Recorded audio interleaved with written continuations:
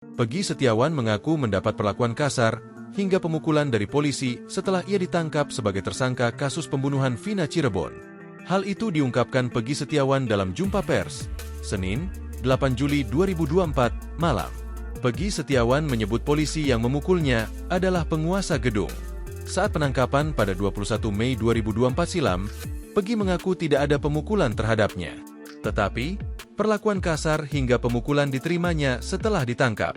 Ada perlakuan kasar, semacam kata-kata kasar, banyak sekali ancaman-ancaman. Selain itu saya pernah dipukul di bagian mata sini, kanan, ungkap Peggy, dikutip dari Kompas TV. Selain tidak menjelaskan ancaman seperti apa yang diterimanya, Peggy juga tidak menyebut siapa sosok polisi yang memukulnya saat itu. Itu salah satu yang penguasa gedung itu. Bukan tahanan.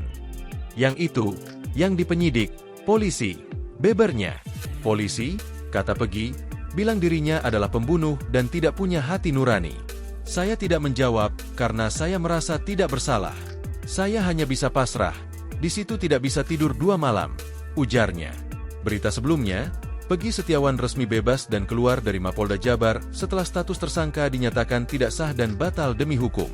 Diketahui, Hakim Tunggal dalam sidang pra-peradilan, Eman Sulaiman mengabulkan gugatan yang dilayangkan kubu Peggy Setiawan. Hakim menyebut, tidak ditemukan satupun bukti pemohon Peggy Setiawan pernah dilakukan pemeriksaan sebagai calon tersangka oleh Polda Jawa Barat, Jabar, sebagai termohon. Maka menurut Hakim, penetapan tersangka atas pemohon haruslah dinyatakan tidak sah dan batal demi hukum.